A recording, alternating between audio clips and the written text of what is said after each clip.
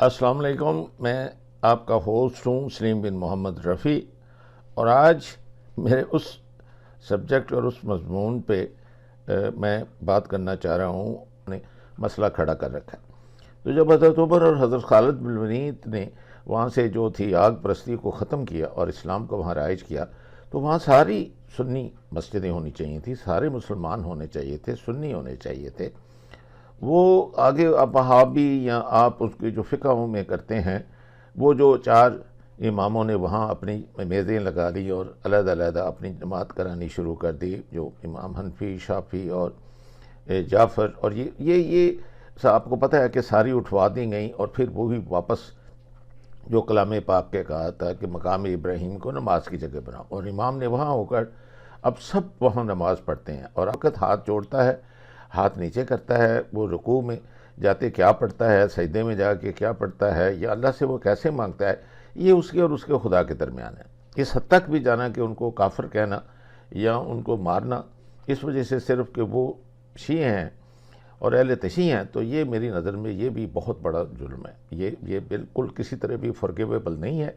और ये टॉलरेंस, और ये अगर आप बिलीव करते हैं कि वो उसी कुरान और उसी हमारे पैगम्बर को में उस वक्त दाखिल हुए जब ईरान पर सासानियों की हुकूमत थी और इसकी सत्ता पर सासानी बादशाह खुसरो परवेज बैठा हुआ था।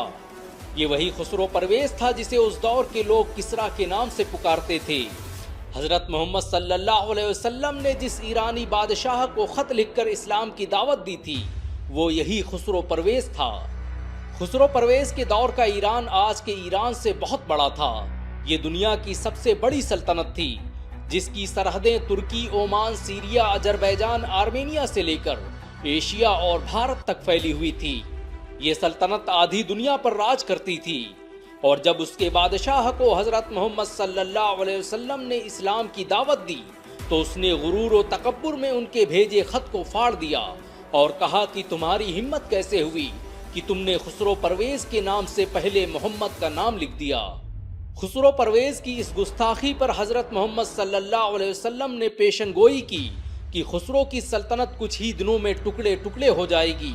और फिर नबी के फरमान के 15 साल बाद ही हजरत उमर ने इस सल्तनत के 2 टुकड़े कर दिए और ये सल्तनत हमेशा के लिए दुनिया के नक्शे से गायब हो गई। इस्लाम के आने से पहले ईरान में पारसियों का राज हुआ करता था और यही धर्म ही वहाँ का सरकारी मजहब था। लेकिन खुसरो परवेज की एक गलती ने ईरान का पूरा जुग्राफिया बदल दिया। ईरान मजूसियों का देश था और यहाँ के लोग आग की पूजा करते थे। मुसलमानों के आने तक यहाँ की एक बड़ी आबादी इसी जरतुश्त धर्म को मानती थी। मशहूर सहाबी हजरत सलमान फारसी भी इस्लाम कबूल करने से पहले एक मजूसी थे। इन्होंने ही बिस्मिल्लाह का फारसी में तर्जुमा किया था।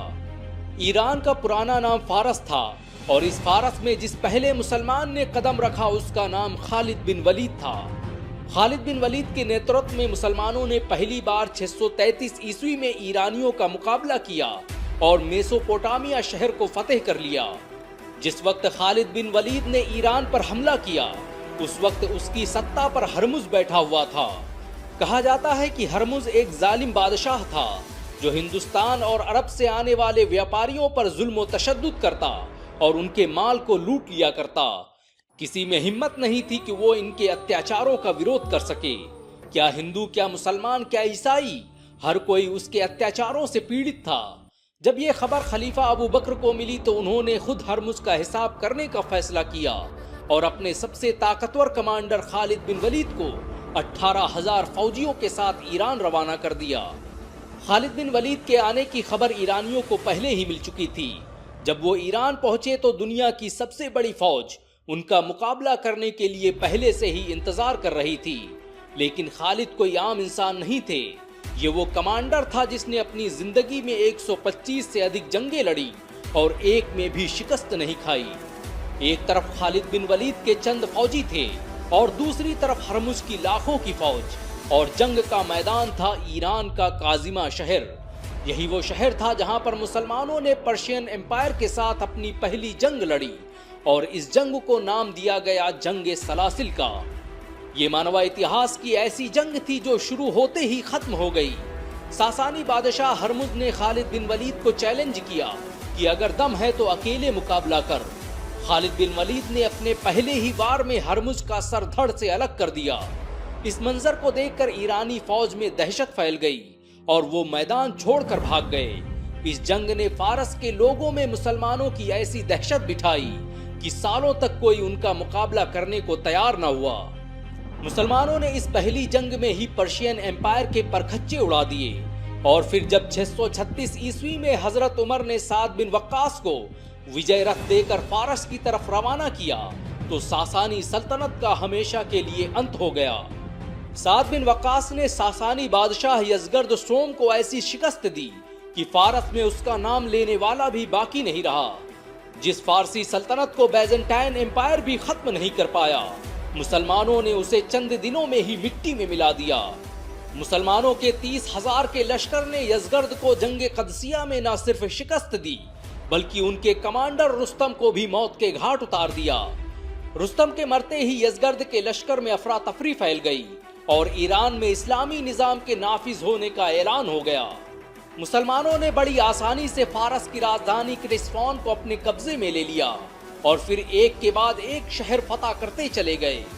हमले से पहले साद बिन वक्कास ने यजगर्द को दावत दी थी कि अगर वो इस्लाम कबूल कर ले तो मुसलमान अपनी फौज के साथ वापस लौट जाएंगे, लेकिन उसने जंग को चुना और फिर इसी जंग ने ईरान से 400 साल पुरानी सल्तनत का खात्मा कर दिया।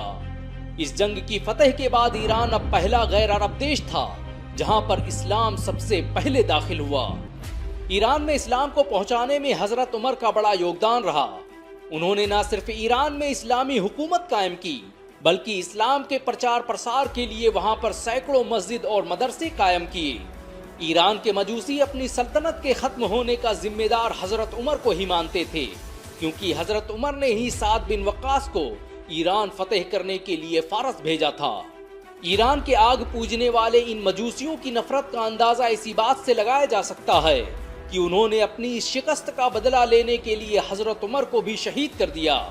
हजरत उमर को शहीद करने वाला अबू लुलू एक फारसी ईरानी आतिश परस्त था। सन 650 के आते आते मुसलमानों ने पूरे फारस को फतेह कर लिया और पूरा ईरान इस्लामी खिलाफत का हिस्सा बन गया। ईरान के आखिरी बादशाह यजगर्द सोम की बेटी सहरबानो ने हजरत हुसैन रजी अल्लाह से निकाह कर लिया और इस तरह ईरान के शाही खानदान में भी इस्लामी खून बहने लगा। मुसलमानों ने 651 में इस्फहान, अजरबैजान, सकस्तान, आर्मेनिया और खुरासान के पूरे इलाके फतह कर लिए। 8वीं सदी ईस्वी में जब अब्बासी खिलाफत की स्थापना हुई तो उसने ईरान को तरक्की की बुलंदियों पर पहुंचा दिया। मुसलमानों ने विज्ञान और टेक्नोलॉजी के क्षेत्र में ऐसी तरक्की की कि यूरोप के लोग शिक्षा हासिल करने के लिए ईरान आने लगे। इतिहासकारों के मुताबिक 8वीं सदी तक ईरान की 25% आबादी इस्लाम कबूल कर चुकी थी और ईरान में बैठकर दुनिया के विकास की गाथाएं लिखी जा रही थी। 11वीं सदी के आते आते ईरान की 100% आबादी इस्लाम कबूल कर चुकी थी और यही वजह है कि कुरान का सबसे पहला तर्जुमा फारसी भाषा में ईरान के लोगों के लिए ही किया गया था। ईरान के बगैर इस्लाम का वो तस्वुर सामने नहीं आ सकता था जो आज पूरी दुनिया देख रही है। इसी ईरान में इमाम बुखारी, इमाम मुस्लिम, इमाम गजाली और इमाम अबू हनीफा जैसे उन आलिमों ने जन्म लिया जिन्होंने मुसलमानों के सोचने, समझने और देखने का नजरिया बदल दिया। आज पूरी दुनिया में इनके करोड़ों चाहने वाले मौजूद हैं। ईरान में ऐसे ऐसे वैज्ञानिक और ऐसे आलिम पैदा हुए जो आज पूरी दुनिया के लिए रहनुमाई का जरिया बने हुए हैं। इस्लाम ने ईरान में ऐसी जड़ें जमाई कि वो सदियों तक मुसलमानों के इल्म फन का मरकज बना रहा। इसी ईरान में मौलाना रूमी और बायजीद बस्तामी जैसे शायर पैदा हुए। इस सरजमी पर जाबिर बिन हय्यान, अल फाराबी, अल ख्वारिज़मी और अल बैरूनी जैसे साइंसदानों ने जन्म लिया जिनकी लिखी किताबें आज ऑक्सफोर्ड जैसी यूनिवर्सिटियों में पढ़ाई जाती हैं। मशहूर सूफी बुजुर्ग शेख अब्दुल कादिर जीलानी और इमाम गजाली इसी ईरान के रहने वाले थे। जब पूरा यूरोप और पश्चिम अंधेरे में डूबा हुआ था तब ईरान के मुसलमान आविष्कार पर आविष्कार किए जा रहे थे और यही मुसलमानों का वो सुनहरा दौर था जिसे आज गोल्डन एज के नाम से जाना जाता है। 8वीं सदी ईस्वी से लेकर 17वीं सदी ईस्वी तक दुनिया में विज्ञान पर सबसे ज्यादा किताबें फारसी और अरबी भाषा में लिखी गईं। ईरान सैकड़ों सालों तक विभिन्न मुस्लिम सल्तनतों का हिस्सा रहा, इस पर सामानियों, सल्जूकियों, सफियों और गजनवी एम्पायर ने सालों तक हुकूमत की। बादशाहत और शहंशाहत का ये सिलसिला 1979 तक चलता रहा, जब तक इमाम खुमैनी ने ईरान से पहलवी साम्राज्य का खात्मा नहीं कर दिया। ईरान में आज 50,000 से अधिक मस्जिदें मौजूद हैं और यहाँ पर 9 करोड़ से अधिक मुसलमान रहते हैं। ये वो देश है जो आज पूरी दुनिया में मुसलमानों की उम्मीद बना हुआ है। ईरान ने पिछले 30 सालों में टेक्नोलॉजी के मामले में खुद को इतना मजबूत कर लिया है कि इजराइल की भी हिम्मत नहीं कि वो सामने से उसका मुकाबला कर सके। भारतीय मूल से ताल्लुक रखने वाले इमाम खुमैनी ने ही ईरान में इस्लामी सरकार की स्थापना की थी। तो कहानी की शुरुआत होती है साल 1820 से। ये वो साल था जब भारत में क्रांति की ज्वाला भड़क रही थी। भारत के हिंदू और मुसलमान अंग्रेजी सरकार के खिलाफ विद्रोह का बिगुल फूंक रहे थे और इसी विद्रोह में एक नाम था सैयद अहमद मूसवी हिंदी का। उत्तर प्रदेश के बाराबंकी जिले के छोटे से गांव किंतूर में जन्मे सैयद अहमद मूसवी उन लोगों में से थे जिन्होंने सबसे पहले भारत की आजादी का ख्वाब देखा। सैयद अहमद मूसवी अवध के नवाब के साथ मिलकर लखनऊ, बाराबंकी और अन्य इलाकों में क्रांति का नेतृत्व करते रहे, लेकिन विद्रोह की असफलता के बाद वो साल 1830 में अवध के नवाब के साथ ईरान चले गए।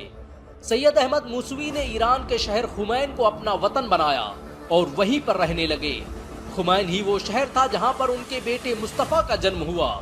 यही वो मुस्तफा थे जिनके बेटे आयतुल्लाह खुमैनी ने ईरान के इतिहास का धारा बदल दिया। ये सच है कि अगर खुमैनी के दादा अहमद मूसवी भारत से ईरान न जाते तो ईरान इस्लामी रियासत में कभी तब्दील न हो पाता। आयतुल्लाह रूहुल्लाह मूसवी खुमैनी का जन्म 24 सितंबर 1902 को खुमैन में हुआ था। वो जिस वक्त पैदा हुए उस वक्त ईरान में पहलवी डायनेस्टी का राज था, जिसे अमेरिका और इजराइल का समर्थन हासिल था और उस दौर में ईरान अमेरिका का सबसे करीबी दोस्त माना जाता था। ईरान की पॉलिसियां और उसका निजाम सब कुछ अमेरिका के हाथों में था। हालात यहां तक पहुंच चुके थे कि ईरान में हिजाब पर पाबंदी लगाई जा चुकी थी। हर तरफ शराब और मैखाने सजे हुए थे। किसी भी शख्स के लिए ये नाकाबिले बर्दाश्त था कि उस मुल्क में जहां हुसैन इब्ने अली का मदफन हो, जहां उम्मत की सबसे हयादार शख्सियत पर्दानशी हो, वहां इस्लामी अहकामात के जनाजे निकाले जाए। ईरान बेगैरती की इस हद तक पहुंच चुका था कि जब 1948 में इजराइल की स्थापना हुई तो जिस देश ने सबसे पहले इजराइल को मान्यता दी थी उनमें एक नाम ईरान का भी था। 1960 में जब शाह ईरान ने देश को मॉडर्न बनाने का काम शुरू किया तो रूहुल्लाह खुमैनी ने उसके खिलाफ आंदोलन छेड़ दिया। आयतुल्लाह खुमैनी गांव, कस्बों और शहरों में जाकर ईरान की सरकार के खिलाफ लोगों को तैयार करने लगे और उन्होंने चंद दिनों में ही अपने जोशीले भाषणों और तकरीरों से शाह ईरान का तख्त हिला दिया। 1964 में पहलवी सरकार ने जब अमेरिकी फौजियों को इराक के आम नागरिकों से ज्यादा अधिकार दे दिए तो आयतुल्लाह खुमैनी ने ऐसी जोशीली तकरीर की कि पूरा ईरान सड़कों पर आ गया। उन्होंने ईरान के मुसलमानों को मुखातिब करते हुए कहा कि ऐ ईरान के लोगों, मेरा दिल फटा जा रहा है। इस शख्स ने हमें बेच डाला और हमारी इज्जत को मिट्टी में मिला दिया। ईरान के लोगों की कीमत अब अमेरिका के कुत्ते से भी कम है। ऐ नजफ, कुम, मशहद, तेहरान और शेराज के लोगों, मैं तुम्हें खबरदार करता हूँ, ये गुलामी कभी कबूल मत करना। खुमैनी के इन क्रांतिकारी विचारों और ओजस्वी भाषणों से ईरान की सरकार इतनी भयभीत हुई कि उसने उन पर पाबंदियां लगा दी और उन्हें देश से बाहर निकाल दिया। लेकिन खुमैनी अपना काम कर चुके थे। उन्होंने जो आग भड़काई थी वो अब शोला बनकर ईरान के गली कूचों में रक्स करने वाली थी। रूहुल्लाह खुमैनी 15 सालों तक देश के बाहर रहे। ईरान से निकलने के बाद जिस देश ने उन्हें पनाह दी उसका नाम तुर्की था। खुमैनी थोड़े ही दिनों तक तुर्की में रहे और उसके बाद इराक चले गए और वहां से चिट्ठियों और रेडियो के माध्यम से ईरान की क्रांति की ज्वाला को भड़काते रहे। कहा जाता है कि 1970 के दशक में उनकी रिकॉर्डेड कैसेट्स सबसे ज्यादा बिकने वाली ऑडियो कैसेट्स में से थी। ईरान के हर घर और हर कस्बे में उनके चाहने वाले उनके रिकॉर्डेड बयान कैसेट के जरिए सुना करते थे। खुमैनी की लोकप्रियता इस हद तक पहुंची कि ईरानी सरकार ने उन्हें हर तरह से तोड़ने की कोशिश की। उन्हें भारतीय मुल्ला कहा गया, लेकिन भारतीय शब्द रूहुल्लाह के लिए कोई गाली नहीं थी, बल्कि ये एजाज था, क्योंकि भारत उनके आबा व अजदाद का वतन था। ये वो देश था जिसने आयतुल्लाह खुमैनी को वजूद बख्शा। आयतुल्लाह खुमैनी खुद भी भारत से बहुत मोहब्बत करते थे और उसका अंदाजा इसी बात से लगाया जा सकता है कि वो अक्सर शेर व शायरी में हिंदी तखल्लुस इस्तेमाल करते थे। उनके दादा सैयद अहमद मूसवी को अपने वतन से इतनी मोहब्बत थी कि उन्होंने अपने नाम के साथ हिंदी जोड़ लिया था और वो ईरान में सैयद अहमद मूसवी हिंदी के नाम से मशहूर थे। खुमैनी के असर और रसूख का अंदाजा इसी बात से लगाया जा सकता है कि जिस साल वो सत्ता में बैठे उसी साल 1979 में टाइम मैगजीन ने उन्हें मैन ऑफ द ईयर के खिताब से नवाजा। आयतुल्लाह खुमैनी वही शख्स थे जिन्होंने अमेरिका को शैतान अकबर और सोवियत यूनियन को शैतान असगर की उपाधि दी थी, जिससे अमेरिका और सोवियत यूनियन से उनकी नफरत का अंदाजा लगाया जा सकता था। खुमैनी ईरानी क्रांति का वो स्तंभ थे जिसे अमेरिका कभी गिरा नहीं पाया। अमेरिका ने लाखों कोशिशें की, अपनी सारी खुफिया एजेंसीज का इस्तेमाल कर लिया, लेकिन वो समझ नहीं पाए कि ईरान में क्या होने वाला है। साल 1978 में जब आयतुल्लाह के एक इशारे पर ईरान की जनता सड़कों पर आ गई तो सबके होश उड़ गए और फिर वही हुआ जो इतिहास में कभी नहीं हुआ था। खुमैनी के नेतृत्व में ईरान की जनता ने पहलवी सरकार को उखाड़ फेंका और एक इस्लामी गणराज्य की स्थापना कर दी। हैरानी की बात थी कि जिस शख्स की आवाज पर ईरान के लोगों ने सालों पुरानी सत्ता उखाड़ फेंकी थी, उसका लीडर विदेश से इस क्रांति का नेतृत्व कर रहा था। इस क्रांति की सफलता ने पूरी दुनिया के होश उड़ा दिए थे। यहाँ तक कि अरब देशों के पैरों के तले से जमीन निकल गई थी कि कहीं ऐसा न हो कि खुमैनी जैसा कोई एक लीडर उनके यहाँ भी पैदा हो जाए और उनकी बादशाहत का खात्मा कर दे। खुमैनी 15 सालों तक देश से बाहर रहे। वो बाहर रहते हुए भी ईरान के कोने कोने में पहुंच चुके थे और यही वजह थी कि जब वो ईरान आए तो लाखों लोगों का मजमा उनके इंतजार में एयरपोर्ट के बाहर खड़ा था। खुमैनी ईरान के नए नेशनल हीरो थे, एक ऐसा हीरो जिसने इस्लामी निजाम के लिए सत्ता को उखाड़ फेंका था। रूहुल्लाह खुमैनी ने सत्ता में आते ही अमेरिका और इजराइल की जड़ें हिला दी और अमेरिका का हर तरह से विरोध किया। उन्होंने इजराइल की मान्यता खत्म कर दी और रजा पहलवी ने ईरान में जिस इजरायली दूतावास को खोला था उसे फिलिस्तीन के हवाले कर दिया। इसी दौरान उन्होंने हिजबुल्लाह की स्थापना की और फिलिस्तीन में हर उस गिरोह का समर्थन किया जो फिलिस्तीन की आजादी की जंग लड़ रहा था।